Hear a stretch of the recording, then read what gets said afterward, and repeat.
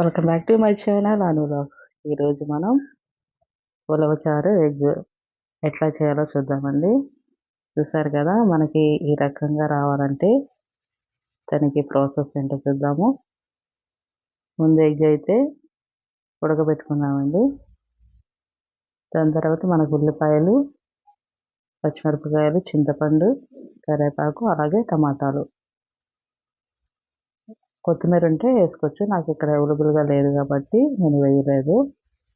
కొత్తిమీర అయితే కంపల్సరీ వేసుకోండి. అలాగే స్టవ్ మీద ఒక ప్యాన్ పెట్టుకొని మనం కట్ చేసిన వెజిటేబుల్స్ ఏమున్నాయో అవన్నీ వేసుకొని మనం కొద్దిసేపు కుక్ చేసుకోవాలి. ఇలా కుక్ చేసుకుంటే ఏంటంటే మనకి 50% ఇక్కడే కుక్ అయిపోవాలి. మనకి అలా కుక్ అయితే ఉలవచారు టేస్ట్ అనేది బాగుంటుంది అన్నమాట. సాల్ట్ కూడా యాడ్ చేస్తే ఉల్లిపాయలు అనేవి త్వరగా కుక్ అవుతాయి. కొద్దిసేపు మూత పెట్టి మనం వీటిని మగ్గించుకుందాము, త్వరగా కుక్ అవుతాయి అన్నమాట. సాల్ట్ వేసాక కలుపుకోండి. కొంచెం సాల్ట్ వేసాం కదా, కలుపుకొని మూత పెట్టుకుంటే మనకి త్వరగా కుక్ అయిపోతాయి. ఇక్కడైతే మనకి ఒకసారి మూత తీసి కలుపుకున్నాము. మనకైతే కుక్ అయినాయి.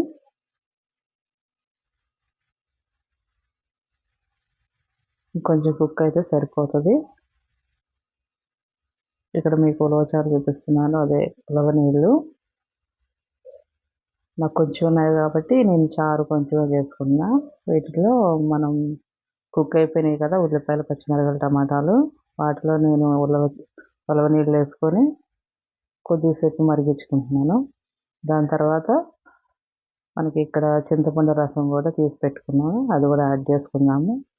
ఇక్కడికి మనకి పులుపు ఎంత కావాలో అంత చింతపండు వేసుకోండి. మనం పప్పుచారు అయి తింటాం కదా, అదే రకంగా. అలాగే కొంచెం పసుపు యాడ్ చేసుకున్నాము, అలాగే కారం కూడా, అలాగే రుచికి తగినంత సాల్ట్ యాడ్ చేసుకొని మరిగించుకోవాలండి. అలాగే కరివేపాకు వేయండి, అలాగే కొత్తిమీర కూడా వేసుకోవాలి. నాకు అవైలబుల్గా లేదు కాబట్టి నేను వేయలేదు. మీరైతే కొత్తిమీర యాడ్ చేసుకోండి. మనం కొద్దిసేపు మూత పెడితే మరుగుతుంది చారు అనేది.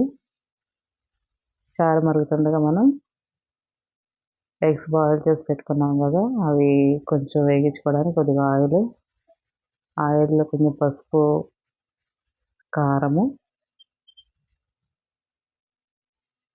సాల్ట్, ఈ 3 వేసుకోవాలండి. ఇది ఆప్షన్. మీరు ఇలా ఎగ్స్ ఇలా వేసుకున్నా పర్వాలేదు, లేకపోతే డైరెక్ట్గా ఘాట్లు అయితే పెట్టాలండి. ఘాట్లు పెడితే ఏంటంటే ఎగ్స్కి మనకి ఆ ఉలవచారు ఆ టేస్ట్ అనేది ఎగ్స్కి పట్టిద్ది అన్నమాట. నేనైతే కొంచెం ఇట్లా నూనెలో అయితే పసుపు, కారం, ఉప్పు కొద్దిగా తీసుకున్నాను. వేసి నేనైతే ఫ్రై అయితే చేయట్లేదు. కొంచెం ఆ ఉప్పు, కారం పట్టేలాగా వాటికి ఎగ్స్కి కొంచెం అట్లా కలుపుకొని ఉంచుకుంటున్నాను అనమాట. మీరు పచ్చి అన్న వేసుకోవచ్చు, అదేం లేదు. ఇక్కడైతే మనకి చారు మరుగుతుంది కదా, మరిగే చారులో వేసేయాలి. వేసి ఎగ్స్ వేసేసి మరిగించుకోవాలన్నమాట చారుని. ఉలవచారుకి ఇది ది బెస్ట్ కాంబినేషన్ అండి, ఎగ్స్ అనేది. మనం అనుకుంటాం ఉలవచారు వట్టిగా తింటారు కదా, ఒకసారి ఇట్లా ట్రై చేయండి. చాలామంది ఇలా తింటారు తెలుసు, తినని వాళ్ళకి చెప్తున్నాను. దానికి కొంచెం ఎన్నపూస కూడా ఉంటే టేస్ట్ అనేది చాలా చెప్పలేమండి, తిన్న వాళ్ళకి తెలుస్తుంది. మనకైతే ఇక్కడ చారు అయితే మరుగుతుంది, నేను చూపిస్తున్నాను. ఎగ్స్ అనేది మీరు చారు పెట్టుకున్నప్పుడు వేసేసేయండి. మనకి ప్యూర్గా ఉలవలు తీసుకొచ్చి మనం కాసుకొని నీళ్ళు తీసుకుంటే ప్యూర్గా ఉంటాయి. మాకైతే కొద్దిగా దొరికినాయి కాబట్టి క్వాంటిటీ కొద్దిగా ఉంది. అలాగే చారు మరిగిపోయింది కదా, పక్కన పెట్టేసుకున్నాము. ఇక్కడ నేను ఒక పాన్ పెట్టుకొని తాలింపు అయితే పెట్టుకుంటున్నాను. వెల్లిపాయలు వేసుకునే ముందు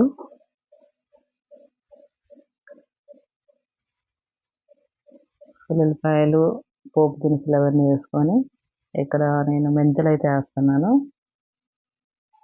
ప్రతి పోపుకి మెంతులు అనేది ఫస్ట్ అండి. అది వేసుకుంటే స్మెల్ ఉంటుంది, అలాగే టేస్ట్ కూడా బాగుంటుంది.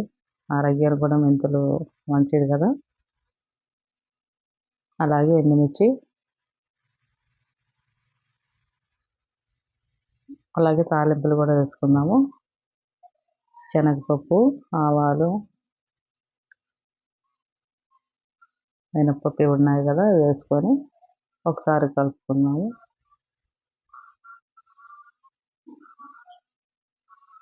అలాగే మనం కొంచెం జీలకర్ర కూడా యాడ్ చేద్దామండి. జీలకర్ర వేసేయండి, ఇక మనకి పోపు అయిపోయినట్టే. ఒకసారి కలుపుకుందాము.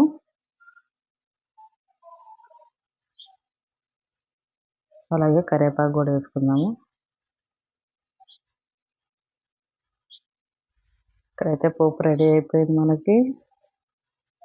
అలాగే మా ఛానల్ లైక్ చేయండి, షేర్ చేయండి, సబ్స్క్రైబ్ చేయండి. చాలామంది చూస్తారు కానీ సబ్స్క్రైబ్ చేయట్లేదు. మరి ఇలాంటి వీడియోస్ కావాలంటే మీరు సబ్స్క్రైబ్ చేస్తే మీకు నోటిఫికేషన్ వస్తుంది. మరిన్ని వీడియోస్ మీ ముందుకు తేవడానికి ప్రయత్నం చేద్దాం.